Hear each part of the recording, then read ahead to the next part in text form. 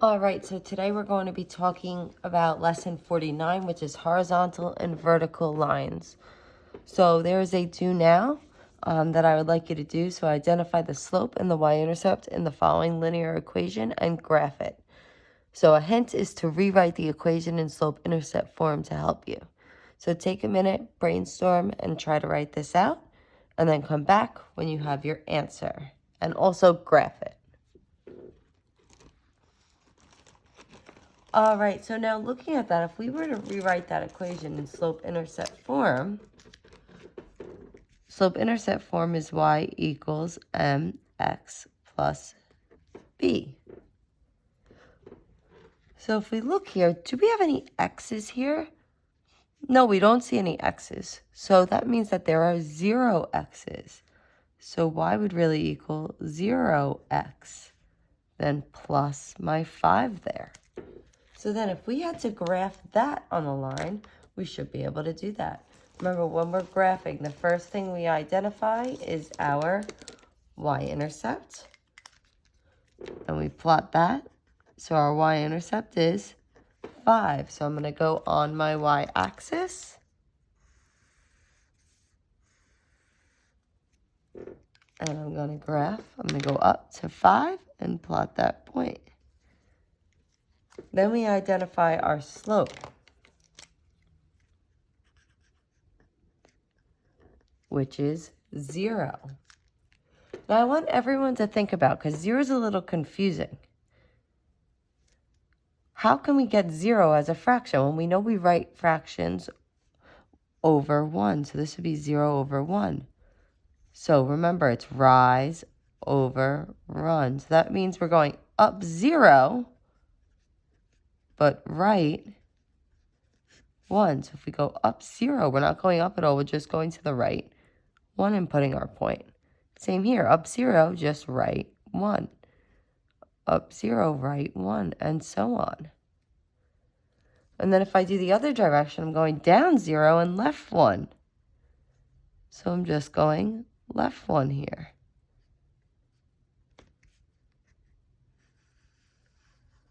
So I end up with this line. And remember, we always put our arrows, we always label. Y equals 5 is our equation. Now notice, we have that straight line there. What type of line is that? Well, that's going to be a horizontal line.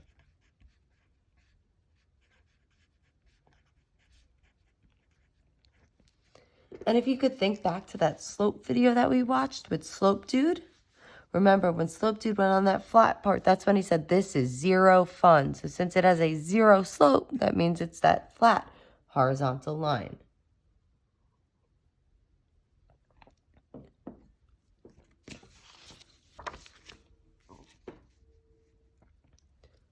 So first let's talk about horizontal lines. And we already did a little bit with that. When we have a horizontal line, we know it's a line that goes straight left and right. And if I drew a horizontal line in the coordinate plane here, we're going to I'll draw it through the point of 2. Draw my horizontal line there. And they want us to pick 5 coordinates on that line. So I'm going to pick any 5 coordinates. So I'm going to pick here, here, here, here, and there. Just picked 5 random points. So here, I'm going to list those 5 coordinates. I have -4, 2. I have -2, 2. I have 0, 2. I have 2, 2. And I have 3, 2. Let's look at these coordinates. Take a second, and do you notice anything that's similar in these coordinates? -4, 2, -2, 2, 0, 2, 2, 2, and 3, 2? Well, you should notice that all of the y values are 2. So that brings us to our rule. Whenever we have a horizontal line, it's going to be y equals whatever that y value is, that number of my y-intercept. So y is just going to equal b. So y just equals the number of the y-intercept. So there is zero slope. The slope is 0. So there's no x in the equation. It's only y equals a number. Now let's do similar to discover the rule for vertical lines. Well, a vertical line is a line that's straight up and down, right? So I'm going to draw a vertical line on my coordinate plane here, and I'm going to draw it through right here. And I should have used a straight edge. I apologize for that. And I'm going to pick 5 points on the line. So I'm going to pick here, here, here, here, and there. So I have 1, 5 is my first point. Then I have 1, 3, 1, 1, 1, negative 2, and 1, negative 4. And do you notice anything about these coordinates that's the same? With 1, 5, 1, 3, 1, 1, 1, negative 2, and 1, negative 4? We should notice here that we have all of our x values that are 1s. So different than what we're used to doing, when we have vertical lines, it's going to be x equals the number where it crosses the x-axis. So the number of, what we call that the x-intercept.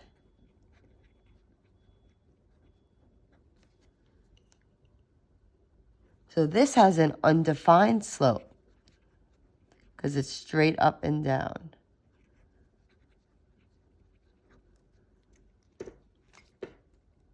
So for example, if we're looking at this line here, this line is a horizontal line, so that I know the equation would be y equals, and then we're going to look, it goes through the 2, so it's y equals 2. And if you ever get confused of which it might be, a y equals or an x equals equation, you could always list the coordinates like we did and figure out which one is the same. This equation would be x equals, and we'll look, it goes through that 1 there.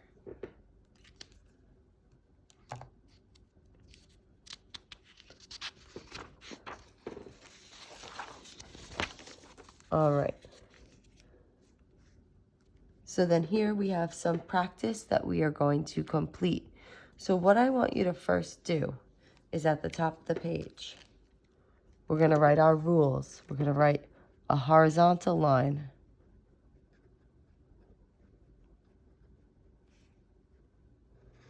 Is a line that goes straight, left and right.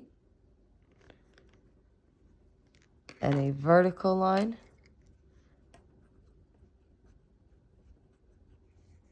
is a line that goes straight up and down. Now, horizontal lines are always going to be the y equals equation, while vertical lines are always going to be in x equals equation. Okay, so this is going to help us when we go to graph these on our graphs there. So if we take a look here, the first example is an x equals equation. So it's x equals 3. So I know this is going to be a vertical up and down line since it's x equals. So then I'm going to go on my x-axis. I'm going to go to 3. 1, 2, 3. I'm going to draw my vertical line and label it x equals 3.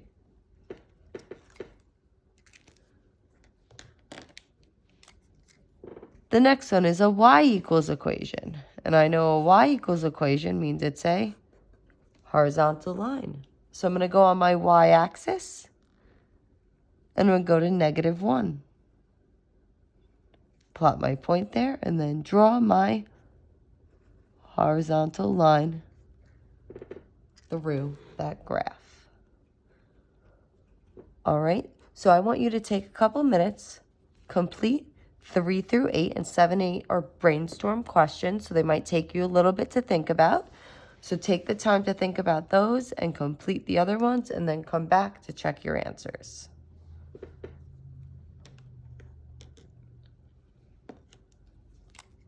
All right, so now that you've completed it, let's do a check of your work. Y equals 6. Y equals means we have a horizontal line. So I'm going to go on my y-axis to 6. Put my point and then draw my horizontal line through it and label y equals 6. Then for number 4, I have x equals. X equals means I have a vertical line. So I'm going to go on my x to the -2, plot my point, draw my vertical line, and label it.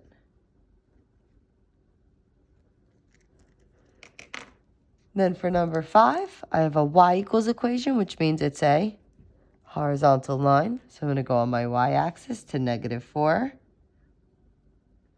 plot my point, draw my straight line, and label it.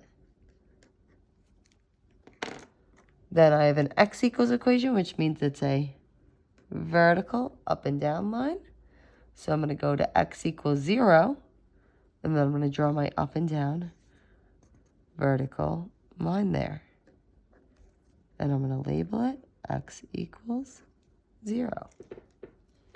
So when x equals 0 is graphed, and that's what we just did here, where was it located? Well, it was actually located on the y-axis. And then what about if y equals 0 was graphed? Where would that be then? Well, that one would be on the x-axis.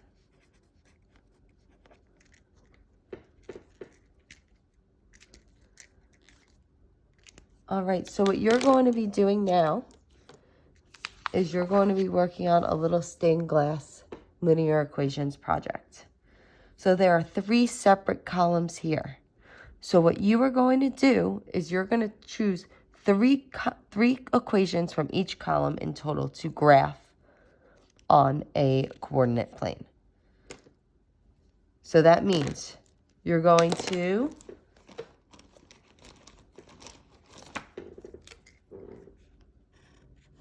pick 3 from here to graph. You're going to pick 3 from here to graph. Pick 3 from here. And you're going to pick 3 from here. So you're going to pick 3 from each column to graph, whichever 3 you choose. Then you're going to plot them on this coordinate plane. When you plot all of the lines, you're going to make sure you plot every single point possible. You're going to plot them nice and bold. And then you're going to go all the way through as far to the end of the graph. If you have a point that only goes to here and doesn't go to the end of the graph, you're going to use your straight edge to trace it all the way to the end of the graph. So we're doing this nice and neatly because this is a project that we're going to collect. So you're going to draw it all the way to the end of the graph. Then it's going to create a pattern that looks like stained glass. If you don't remember what stained glass is, you can look that up on the computer. It's the windows, the colors in church that have different sections, and each section is a different color. Once you finish graphing and labeling all of your lines, you're going to color it in so that it looks like stained glass. Then when you finish, you're just going to pick a line and explain how you did your graphing using the vocabulary that we talked about, and explain how you use the y-intercept and the slope in order to graph one of the lines there. All right, then this is something that we will collect in class because we're going to hang these up. All right, if you have any questions, please feel free to email me or comment them on this video.